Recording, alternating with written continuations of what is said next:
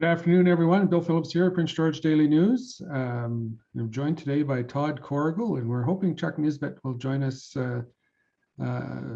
somewhere in the next little while as we talk about, not much going on this last week other than the election. Let's start with Todd, who's been away from here for, not away, but not on this panel for a couple of weeks. And your thoughts on the election, where it went, where it should have went, should we have had it at all? Well, where it should have went, let's start there, because it went where it should have went. The electorate chose, and that's where it went. So I don't think it matters what anyone's opinions are on that, because the electorate speaks volumes about that. Should we have been there is the bigger conversation, and the money that's now been poured into a process that has borne no fruit. They were expecting a majority government so they could start pursuing a stronger agenda on that side. It wasn't successful. In fact, it was highly unsuccessful. We still haven't got a final on some of the ridings that had a lot of mail-in ballots, and I understand we're going to find that out later today or early tomorrow. So it could bear out that they have the exact same seat count as they did heading into the election. They could be a little bit higher, they could be a little bit lower, but it's still a minority government when it all shakes out. So we've spent $650+ million of taxpayers' money on an election that brings about no change, that says essentially we didn't want this in the first place. And here we are now. I guess my larger concern is, as we watch Delta cases rising now, and more challenge on the front for businesses when it comes to staying open, when it comes to attracting employees back, we're no better off, but we're down $600+ million that could have gone to support and aid programs through that process. So it's very frustrating watching this unfold. Yeah, it is that essentially nothing changed. Not that anything has to change with the government, I suppose. But Trudeau come on and was talking about this is the most important election since the Second World War, and for nothing to change, I don't think the electorate bought it. I think for me that's probably one of the messages that come through on this is that. The electorate isn't that stupid. Everybody knew what this was, and everyone except the Liberals were calling it for what it was. It was a vanity election, somebody called it, and it was just a pitch to try to get a majority. And the electorate basically said, "Screw off! We're not that stupid. If there's something important, we'll give you a mandate." We've dug an epic economic hole for the entire country, through COVID, which we all by and large agree there needed to be some pretty aggressive spending and some pretty aggressive programs put in place. But again, we've dumped all this additional money into running a federal election now. The mail-in ballots I don't think was the easiest process, and it was much easier in my estimation from the provincial process. Mm-hmm.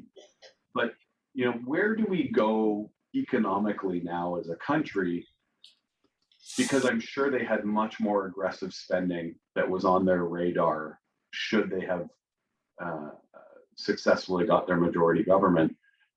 I'm curious how that shapes up now and what we do going forward, because the long range fiscal position of our country is not good. Mm-hmm. So we've been joined by Chuck Nisbett. Hello, everybody. See you, Chuck. So, of course, Chuck, as you know, we're talking all things election today. So, your thoughts on the election? Everybody's got good opinions about this one. Fire away. What did you think? It was a waste of time and money, basically.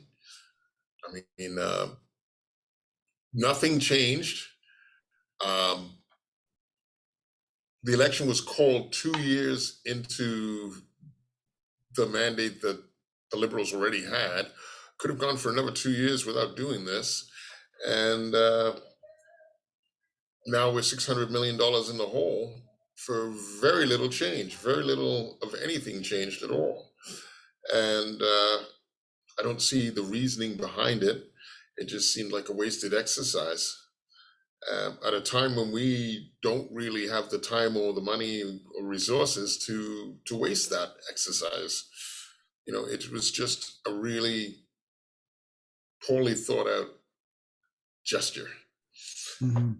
And I think it was the Liberals thinking maybe we've got enough to get ahead right now and get our majority, but it didn't pan out. And I don't think it should have been done at all. Mhm.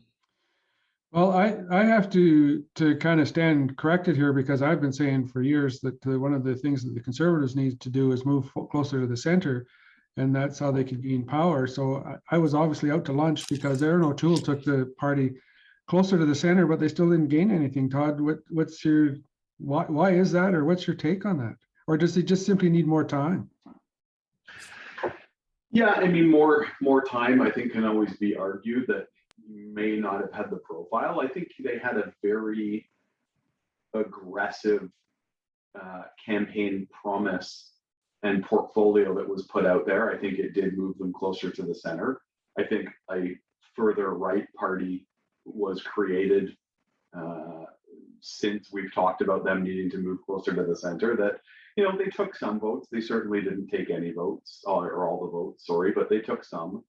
But, you know, if we look back to the leadership contest, a lot of progressive conservatives or moderate conservatives, or those that, you know, can vote conservative one election and vote liberal in another election, felt like Peter MacKay was probably the guy to lead the party forward that could beat Justin. And in the leadership contest, that didn't come through. And some of the Western provinces voted for Aaron, which got him into the leadership position. Look, I think he presented ideas very well. I think he brought forward a new vision potentially for the party. But Trudeau mania, as you know, was sort of coined in 2015, is still somewhat existent despite all the pitfalls and all the negative stories and all the scandals that circle around that. People are not ready for change that they don't feel comfortable with. And this election wasn't about change. This election was a referendum. And what people have said is, get back to work, keep working collaboratively. We aren't interested in any majority government right now. Mm-hmm. Yeah, I kind of get the feeling that the electorate is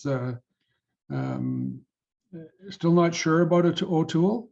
You know, like he presented a platform that is more to the center, but he still has to deal with some of the more right-wing factions in his party. So I'm kind of thinking that, or my feeling is that you know, give him time. If we go back to the polls in a couple of years, I think he'll be a lot better and be a lot more appealing. And if he can prove to the electorate that you know, he's not one of these fringe right-wing wacko guys, and he can deal with some of that in his party, I think he'll do a lot better, because I think of all the campaigns, he probably ran one of the best campaigns. Yeah, he did. Between you know, me and Jagmeet, they probably ran the actual best campaigns of the entire election. I mean, it begs the question. For years and years and years, Conservatives lost elections back in the Chrétien eras. And, you know, that was the emergence of the progressive Conservatives, which Peter MacKay was the head of, versus the Conservative Party, which Stephen Harper was the head of. And the merging of those two parties to form the Conservative Party of Canada, because they realized they were vote splitting their way through this. But what that forced was that both views were seen at the table. And so there's probably a large internal discussion that needs to happen within the CPC on what the future of the party is. I've already seen someone has put a challenge forward on his leadership this morning, which, you know, that was fast, because he became leader and was thrust immediately into an election. He's certainly much more charismatic than Andrew Scheer was, and I think he's much more moderate than Andrew Scheer certainly was. So there's a lot of work to be done, and I think the party as a whole has a major soul searching exercise that needs to take place to understand what their role is in the Canadian political ecosystem. Mhm. Yeah, Chuck? that's true. I think they really need to leave things as they are right now. They finally got leadership, which I think has a chance of pulling the party together and bringing more people to the party. But they have this bad habit of, well, pretty much all political parties have a bad habit of bad election, let's change the leadership and go on, right? I think if the Conservatives stay together this time and hold it together, by the next election, if it actually goes 4 years, they'll be ready to challenge the Liberals successfully. As long as they keep on the course they're on. I mean, as Todd says, they seem to be pulling more to the left than they were, more left of center. And I think they're drawing in more people, but they just didn't have quite enough this time to get there. I can see it coming, and they've just got to be a little patient, I think, and they will find that they've reached their goal. Don't jump and go, yes, we need to change the leadership, and Aaron OToole wasn't the one we thought he was. Well, maybe he is, but he didn't have a lot of time to work, and I think they were making progress, but just wasn't quite enough time. Maybe that's why Trudeau pulled the pin on the election right now, seeing the growth that they've made in the last few months, and seeing OToole as a bit of a rival, decided it was best to go for it now rather than wait until he reached the power that he's going to within his party, and consolidated things a little bit more. So that might have been the thought behind calling this early election as it was. Yeah, I don't think, like for the Conservatives, I don't know of anybody who's waiting in the wings, chomping at the bit to take over the leadership. A lot of their heavyweights are gone now. I think most people are probably still feel that, Ronna Ambrose would have been a way better leader if had she wanted to run when after Scheer left, and probably would have done better. And there's a few others, that are gone now that from the Conservatives. Maybe they'll come back. I don't know. Peter MacKay keeps coming back, but I don't think he's the solution. No, I think that ship has sailed. Yeah. But I don't know. So, and I think maybe the Conservatives have to spend some time and build the profile of some of their people. They still have, there were a few people left over from the Harper era, and they had strength and name recognition, even though they're in opposition. And now that's not so much the case. So I think they need to build that up. That would help them. And the Liberals are the same, I guess. If the long knives come out for Trudeau, who's waiting in the wings there? Freeland. Who? Freeland. Freeland, yeah. But there's a quick answer for you. Yeah, that's a quick answer, yeah. Melanie Joly, Chrystia Freeland. There's a few. Yeah. I think the Liberals have more options, definitely, than the Conservatives do. I mean, I think Freeland could be a strong leader there, definitely. But I don't think Trudeau's doing everything he can to fend off that eventuality. And I think this election was may have been really well timed for him to make it through another 4 years. Just to make sure that the Conservatives didn't gain the power they needed to take over. I don't think they're making it 4 years. I think at most we're looking at 2.5 years. Yeah, I agree. I can't see this Parliament going the full 4 years. either Trudeau will have had enough and step down on his own accord, or his ego will get the better of him, and he will, much like some of the prime ministers ahead of him, start thinking about his place in history. And I don't think it's been since it was either Louis St. Laurent or Mackenzie King, who's won 4 elections in a row. You hate to think that that's why or why not we have elections, but you got to wonder sometimes whether this that weighs on people's minds. That's the wrong reasons to have elections, obviously, but you kind of wonder whether that's what he wants to do, right? So yeah, I mean, there's a myriad of things that can take place. I mean, to Chuck's point, Chrystia Freeland has a powerful name out there. The advantage of being in government is you get a lot more play in the media. You're constantly doing things, you're funding things, you're making announcements.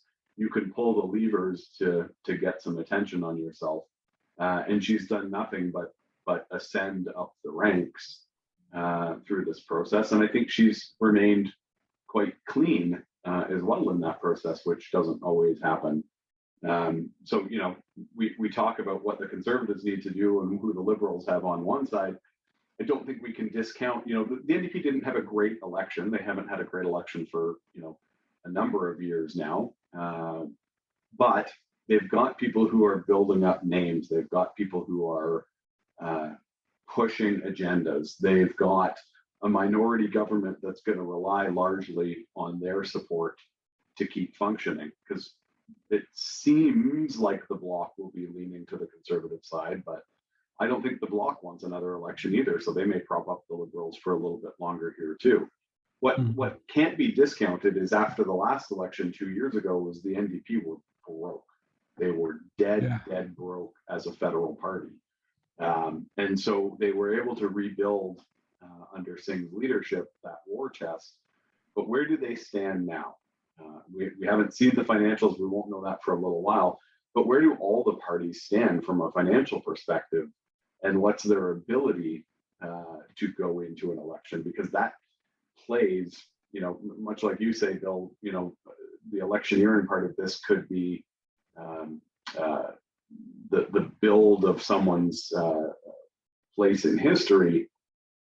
There's mechanisms for them to pull those levers to prop themselves up a little bit further if nobody else has the financial wherewithal to run through an election. Mm-hmm. Yeah, and I sort of wonder, not knowing the inner workings of the Liberals, I wonder if there's thoughts there that the electorate still likes the Liberal brand. They just don't like Trudeau so much, because he has certainly become a polarizing figure. Well, there's been a certain segment that have always hated him and viciously hated him for some reason. But I think his leadership style hasn't enamored a lot of people. He's been painted during the election. As Singh painted him all the time as saying the right things but not following through. And I think there's been enough gaffes there to put some validity to that. And so you wonder in the back rooms of the Liberals how much they're thinking that maybe a Chrystia Freeland would certainly be the liberal brand, and Trudeau famously sunny ways and being a feminist and all that kind of stuff. And you put someone like Freeland in there, well, I think she embodies that probably a little bit more. But you got to get rid of the leader first, and that's always an ugly and messy job. The problem with leadership and being in government is you've got to talk to your record. And there was a lot of bold promises back in 2015 that are nowhere closer to reality. And, I'll grant the respect of a 20-month pandemic that derails some things, but, sexual harassment claims are not a result of the pandemic. That's a result of not vetting candidates properly. Clean drinking water on reserves is not a result of a pandemic. It's a result of not enough political will to push those things forward fast enough. You have to go on your record. And what I found most challenging was the hypocrisy statements through this election. And, you know, Singh talking about an unnecessary election after having just campaigned for John Horgan in the provincial election, the hypocrisy is not lost on me. The bold promises made by all the parties while we're still going through this process and the promises of 6 years ago are nowhere closer to being fulfilled. I find that really challenging because it sets people up to view the political system in such a way that doesn't work for them, that there is a sense of disenfranchisement that comes with that. So holding people accountable to their promises or to their aspirational goals needs to be much greater. And I'm not saying we needed to change governments. I think, you know, our system of democracy works its best in minority because it forces you to work with others and take different points of view. But the accountability piece needs to be first and foremost. Mm-hmm. Speaking of disenfranchisement, this election led rise to basically what I call the angry party, which is the PPC, which I think is probably one of the most negative results of this election of all, is the rise of the PPC. They got, I think it was 7% of the vote in Caribou, Prince George, and 10% in Prince George, Peace River, Northern Rockies. So that's essentially, and Maxime Bernier just before the election essentially said that he wants to just be a protest party.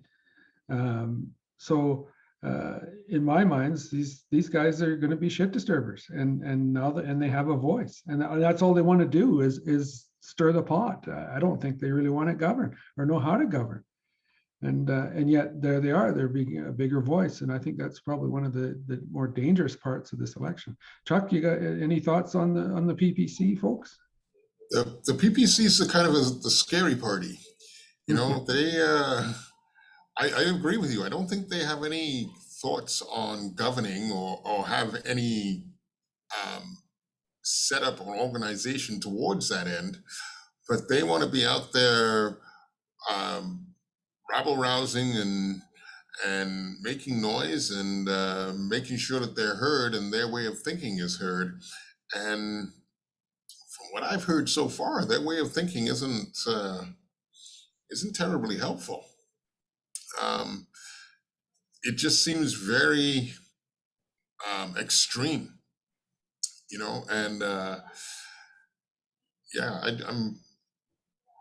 they put a little bit of a fear in me there, you know. I don't know where they're headed exactly, but they're gaining steam, and there's quite a few people who seem to be behind them. Like you say, 10% in the Prince George Northern Rockies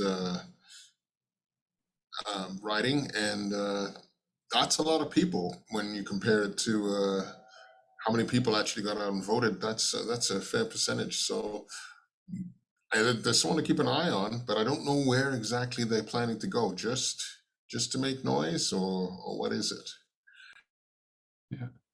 Yeah, it's interesting. Like in these two ridings, they certainly gathered enough votes that were these close ridings. Their vote could have made a difference one way or the other.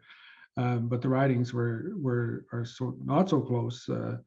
You know, Todd Doherty got 50-some%, and Bob Zimmer got 60% of the vote. So, you know, you can't take that away from them, and you can't debate that they have the majority of support of the ridings. So, you know, it wasn't even close. So they're not a factor. But in other ridings, they certainly could be a factor. Todd, your thoughts on the PPC?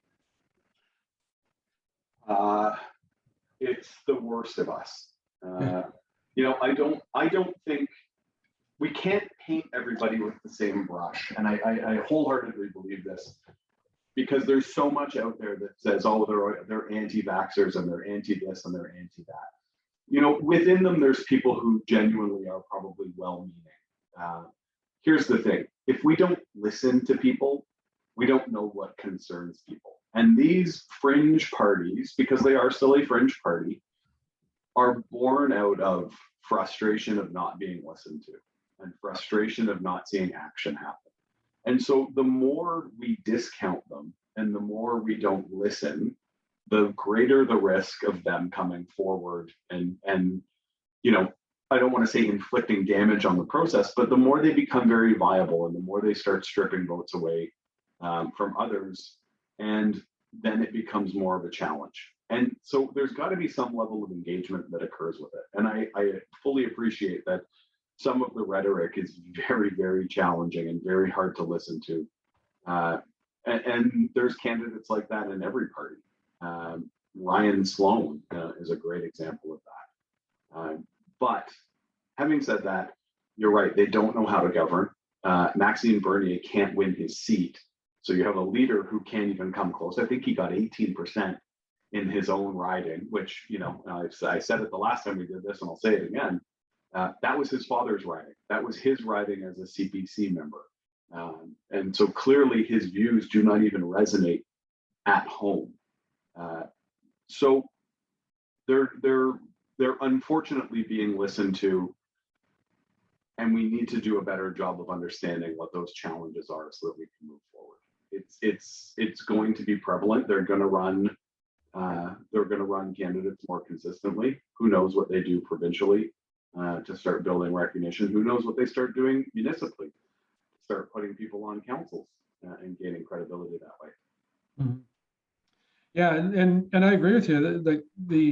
The bottom line is, if you're Bob Zimmer, there's 10% of your population that you still have to represent. So to be able to represent them, you have to listen to them. You have to go talk to them. You have to meet with them. Same as Todd and his riding. You can't just ignore that these people are out there. And like you say, there's various reasons. Anti-vax. I think probably the anti-vax kind of bolster the numbers a little bit because these people, the PPC has been around since the last election. And it's just people that, like you say, feel disenfranchised and left out of the system. So how do you find a way to bring them into the system, or at least some of them? There's some, I think, that just want to be rabble rousers, but there's also, like you say, there's others there that are legitimately concerned, and they look at the election results and say, why the hell are we doing this? Because nothing ever changes. So so when you have a party that kind of promises radical change, and of course it's populist party, so all the answers are very simplistic. And although we have very complex questions, and that's always the danger of populism, right? Is that's easy to solve. Well, it's not. It's a really complex problem kind of thing. So there is an allure there because it's made to sound easy when a lot of these problems aren't easy. There's also a bigger concern that's underlying on this, and I don't remember the numbers from Bob's riding. I remember them from Caribou PG, and it was 58% voter turnout. 42% of eligible voters in the riding didn't vote. You can chalk up 5-8% to not being able to make it out, or maybe they've moved or haven't changed addresses or whatever that might be. But that's still 35% or 37% that isn't voting. And so that to me is a much bigger problem that, frankly, the parties, the government at all levels should be looking at why we aren't seeing at least 60-70% voter turnout in our elections. Yeah. Because we are not being truly representative if 58% is what's showing up. We need people to be engaged in this process. Like my father always said, you can't bitch if you don't vote. And so, populist people speaking about, PPC, if you're not going out and voting because you don't feel like there's somebody that's representing you, but you want to bitch and moan and you want to say that no one's representing you, you're part of the problem. You're not part of the solution by not voting. Yeah, absolutely. Chuck, go ahead. Well, I was just going to say, we're only getting 54% of the people out, or 58% of the people out. But you got to look at that PPC party got 10.5% of that, right? That's more than the Liberals got. that's almost much as the NDP got. I'm not calling them a fringe party anymore. That's a high turnout. Nobody's calling the Green Party fringe, and they got nowhere in this area. And so I'm saying that we need to take this party seriously, and the voices that are behind it seriously. There's some people that actually took the effort to go out and vote, whereas so many Prince George residents didn't bother. These people got out there and voted and said, these are the people that we're interested in. These are the issues that we're interested in.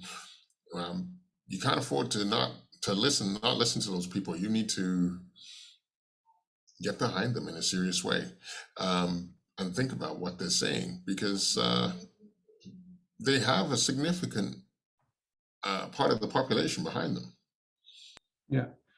Yeah, that's always a legitimate comment. Is like, you can sit there and say, well, I don't like the Conservatives, or I don't like the NDP, or I don't like the Liberals, or I don't like whoever. And if the question comes back to you, well, then who did you vote for? Or did you vote? And you say, well, I didn't. Then it doesn't matter that you didn't like them. If you don't like them, get out and vote for somebody else. That's always the question. But yeah, voter turnout is crucial. Like nationally, it was 58% as well. I think somewhere just over 58%. Which ironically, the last time we had such a low voter turnout was in 2008, when Stephen Harper pulled a snap election because he wanted a majority government and didn't get it either. So maybe the electorate's smarter than a lot of these politicians are.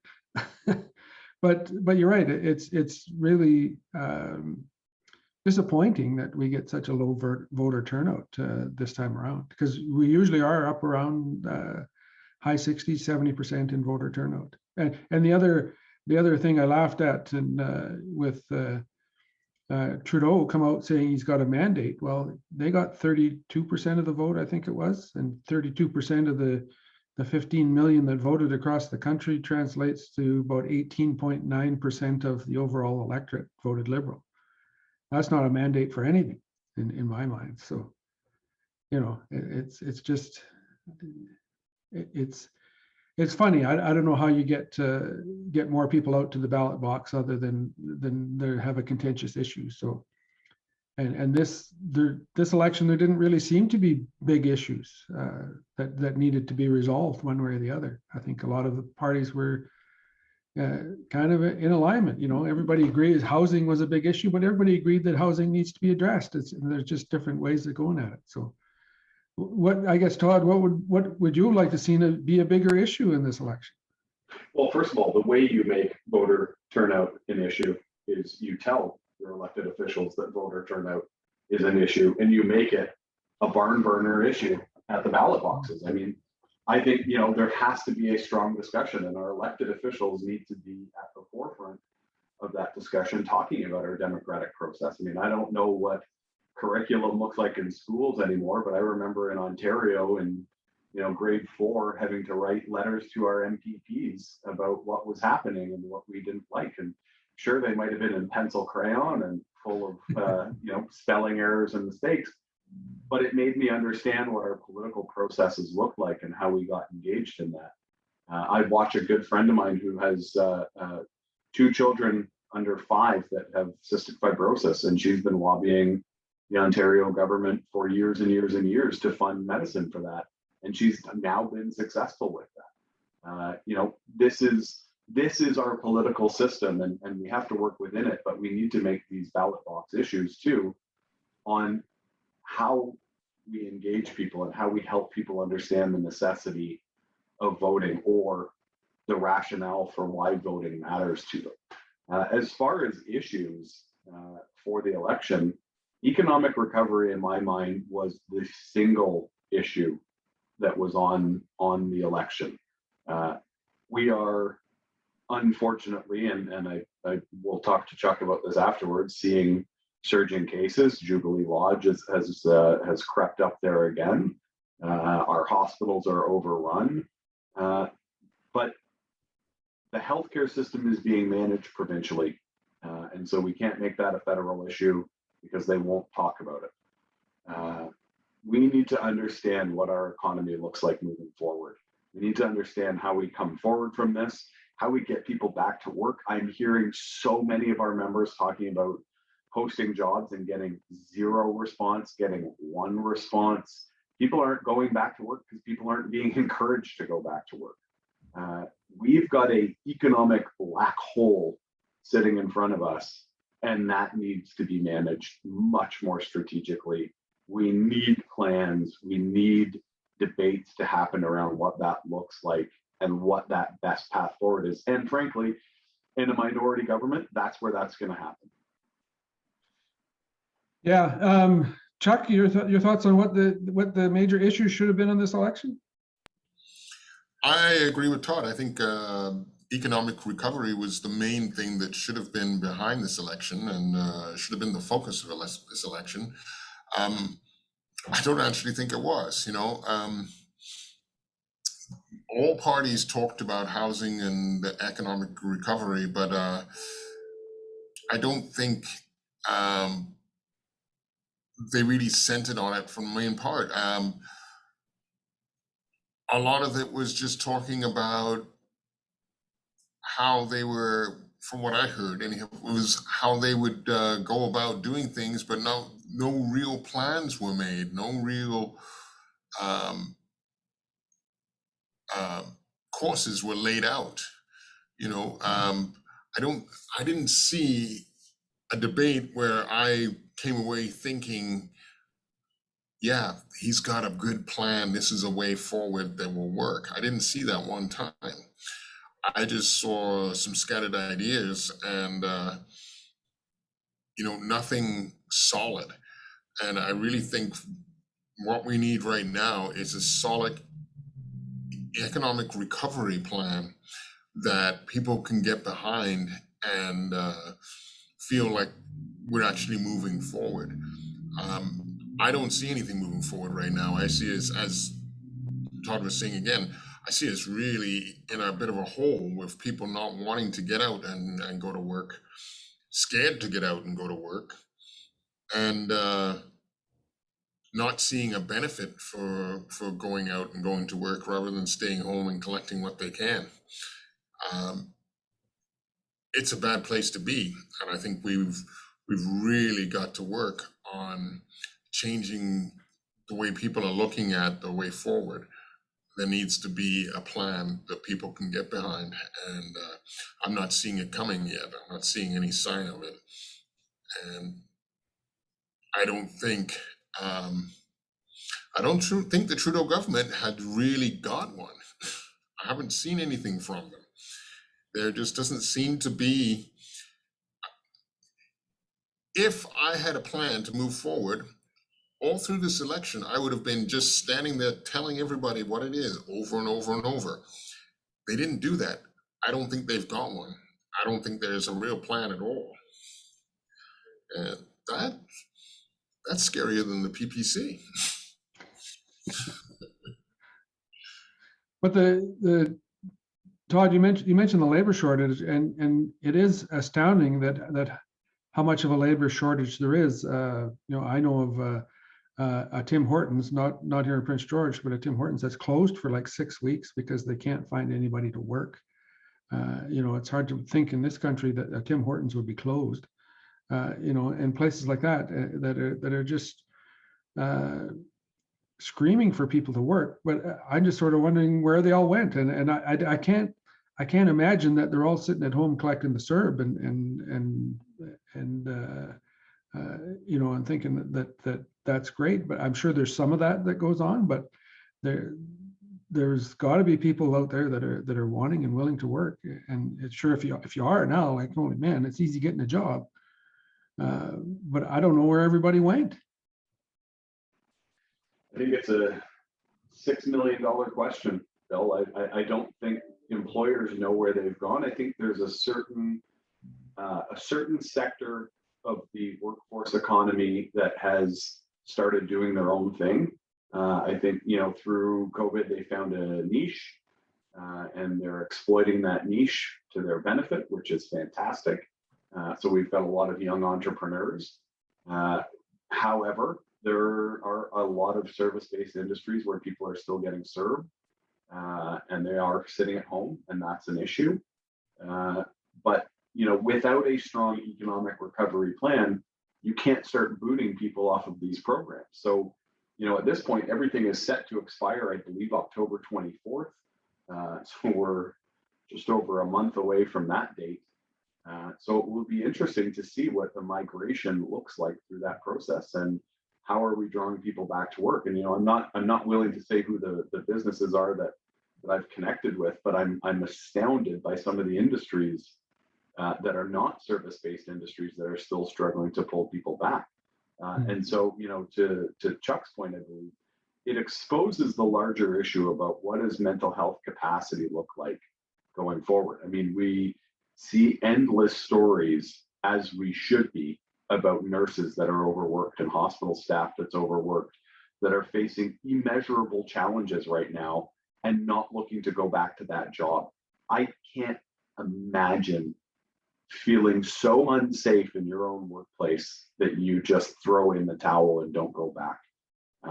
We have got layered crises that are happening right now that for the last 38 days haven't been managed because of the vanity election. And that in my estimation is one of the most frustrating things. Take the $600+ million aside, the process of leaving people out in the cold through this at probably one of the most vulnerable times is really, really challenging.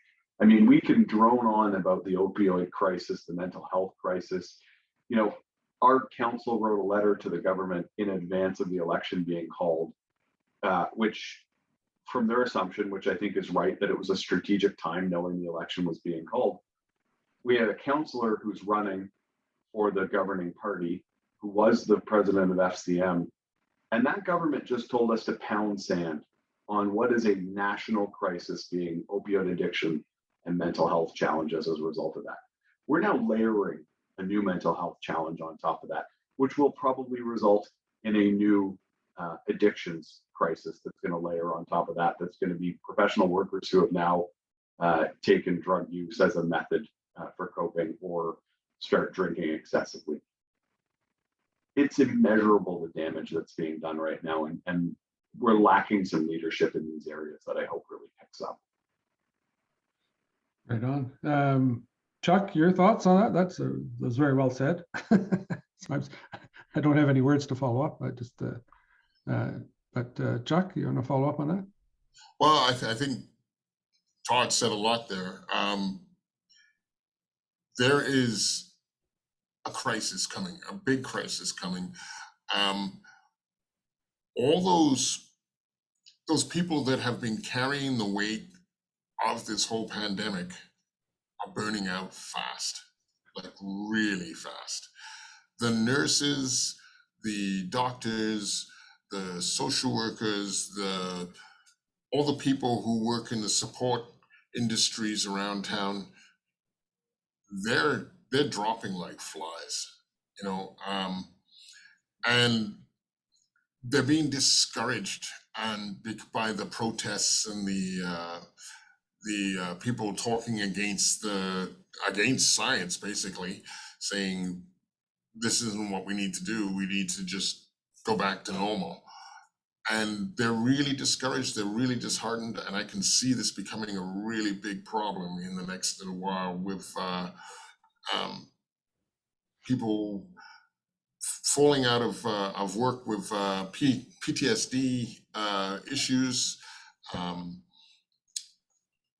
becoming more reliant on substances to get through the day, and it's just going to get harder and harder, and it's really going to start taking an important chunk out of our way of life here in Prince George. I can see a lot of people just wilting. The people that were fighting to help the homeless and everybody else here in town, and the people suffering in the opioid crisis. The people that were doing the fighting to help are starting to drop themselves. And that's a really, really serious place to be. It's very, very bad. You know, who helps the helpers when they fall? You know, we're getting to that point. We're getting to the point where we have, what was it, 5 nurses out of 20 in Fort St. John in the emergency department. That's crazy, man. These are people who have dedicated their lives to helping and serving other people, and they're not able to get there anymore. They're not able to get up and go, and that's a serious place to be. We're looking at a real problem coming our way, and I don't see anything coming up to help it, you know, to fix that problem. It's going to be a really tough time the next little while. Probably this Delta variant will break in the next month or two, and it'll mellow out again, and we'll be looking forward to going back to normal again. But will we have the people and the people resources to get us back to normal? That's what I'm kind of worried about here. Yeah, you mentioned Fort St. John and the nurses there. I'd be interested to know where those nurses that have left have gone, whether they're off on medical leave or whether they found another job. And that is one of the things when you talk about labor shortage that's more critical in the north. A lot of times is that when there's a labor shortage across the province, people can pick and choose where they want to go. And everybody in the north knows that it's great in the north, but if you're not from the north, you're kind of like, you know, when I was in the newspaper world, we fought it all the time. You know, I could, you know, if a reporter had a choice between Kelowna or Williams Lake or Prince George, they choose Kelowna. You know, and it's sort of a double-edged sword in the north, or doubly troublesome when you know, if you're a worker, you know, you can write your own ticket and go where you want to go, which is great. Except for in areas that people don't necessarily want to go. And it makes it that much harder to attract workers to those areas.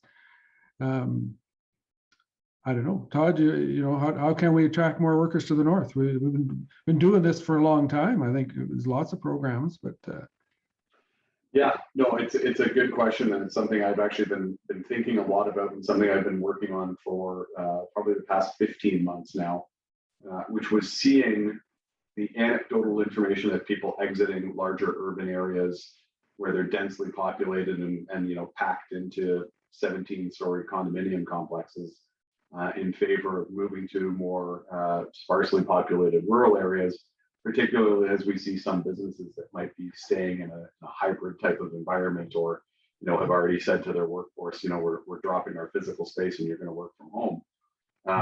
How do we leverage that, right? So as a community, we need to, as a region, in fact, we need to identify what our wins are, and we need to market, pardon my French, the shit out of that. We need to do a much better job of talking about what we're good at, what our community is, what our community wants to be, and start shooting for those aspirational goals, but really marketing that and really pushing that. Because if there is going to be an exodus from the Fraser Valley and from the Lower Mainland, what we need to do is understand how we draw that talent here, how we look at what a remote working environment could look like from Prince George, but also how our businesses here could leverage people leaving those areas in favor of possibly working remote, but then wanting to come back to an internal environment. So there's a pretty unique opportunity here for regions like Prince George on accessing that talent pool without really having to do the hard sells, Bill, that you might have had to do back in the day, because people are now much more open to the idea of, you know, bigger spaces, friendlier faces, you know, having a yard, not being packed into an $800,000 condo when you can have a yard, 2 vehicles, a sled, a 5th wheel, go camping at your leisure, you know, have access to these outdoor activities. So, you know, just in general, we need to do a better job of positioning ourselves over other communities. And so it's a big task, and that's something that, you know, from a chamber's perspective, I've wanted to take on, and we've been working on some stuff in the background on that. Because the time is now, right? It is. You know, you can't, if you wait to try to develop something for next year, it's going to be too late. Yeah. Yeah. So absolutely. So Chuck, what do you think Todd should do to attract all the workers to the north? Feedback, Chuck. Come on. Chuck, are you on? Oh, you're on mute, Chuck. There we are. There we That's go. a very, very, very good question. I want to help you, Todd. I want to bring people. But it's going to be tough. But I think we really do, as you say, we have to show people the advantages of being here. You know, the done work at 5 and fishing by 5:30 lifestyle. You know. Show them the things that they can't do down in the Lower Mainland. I was just down there. I had to go and get my eye fixed up. And I spent a week in Vancouver. And it's the most frustrating way of living. Everyone is packed so close together. When you're done what you need to do and you try to get home, you've got to fight the traffic to get home. And then you get home and you decide, oh, well, I'd kind of like to do this. You've got to fight to go out and do that. But Prince George, there's no fight. I mean, we have our rush minute. It's great. You're done that and off you go. It's fantastic. That needs to be shown to everybody, you know, how you can have your $500,000 house in Prince George that is $1.2 million house in Vancouver, and you can have your RV and boat, and you can go and do the things you need to do, and everything's right here for them. People need to know that, but they also need to know that the infrastructure is here to allow them to do the business they need to do and to gather the resources they need for whatever they're involved in. It's all here as well. You don't have to be surrounded by Joe 1 million to get things done. And it's going to be a challenge, but I think we could do that just straight everyday type advertising, showing the lifestyle of Prince George. Prince George has a good lifestyle. It really does. It has a healthy, more relaxed lifestyle than you have down in the Lower Mainland. And I think people need to be aware of that. And they need to be aware of the wide open space and the affordability of living in Prince George as well. So, you know, there's ways. We just have to keep putting it out there over and over, showing people what we need, what they need, and showing them how easy it is to get it here instead of fighting against everyone else down in the Lower Mainland to get it. Yeah, absolutely. I don't know why the biggest selling point for me, if it was in the Lower Mainland, is, yeah, like you say, and you can get out of your $800,000 condo and into a house that's way nicer for half the price. I don't know what more incentive you need than that, you know. But anyways, we're coming up on an hour, so parting comments. Todd, let's start with you. Get vaccinated, please. If you're able to be a vaccinated individual, please get your vaccine. We're on the Delta variant right now. The last thing I want to see is a Tango variant that tears through our communities and wreaks more havoc than we've already seen. Businesses that are using the vaccine passport system are not enforcement agencies. This is incredibly important to remember. They're following public health guidelines. It is our expectation that people treat their staff and those establishments with the same level of trust, dignity, and respect that you would treat your own family's home when you walk into it. So if someone's asking you to prove your vaccination status because of a provincial health order, follow through on that, do your part, get your vaccine, download your vaccination record, and help this end. Absolutely. Chuck? I want people to remember that the people that are working in our hospitals and healthcare centers are there to help you. They're there working to make things work for you. They're not doing anything wrong. They're trying to do the best they can to make you better and to keep you healthy. Please don't treat them like they're doing something wrong. They're there to help all of us. And the more you batter at them and tell them that they're wrong and protest about this, that, and the other in front of the hospital or healthcare centers or wherever, the more you're demoralizing these people and pushing them away from what they're doing, which we badly need. So just remember, at the beginning of this pandemic, people were out every night cheering on the healthcare workers. Nothing's changed. They're still doing the same job. They've just been doing it nonstop all the way through it. There's no reason for them to feel like there is no support for them. Show your support for your healthcare workers and help them get through this. They're working hard. They've been working hard all the way, and they really, really need your support. Yeah, and my last plug is remember everyone that tomorrow is the Take Back the Night march in Prince George. So if you're so inclined, please participate and lend your support to Taking Back the Night. I want to thank Todd Corrigall and Chuck Nisbett for joining me today, and for everybody who has taken a little bit of time out to watch this on Facebook Live, and we'll be back again next week.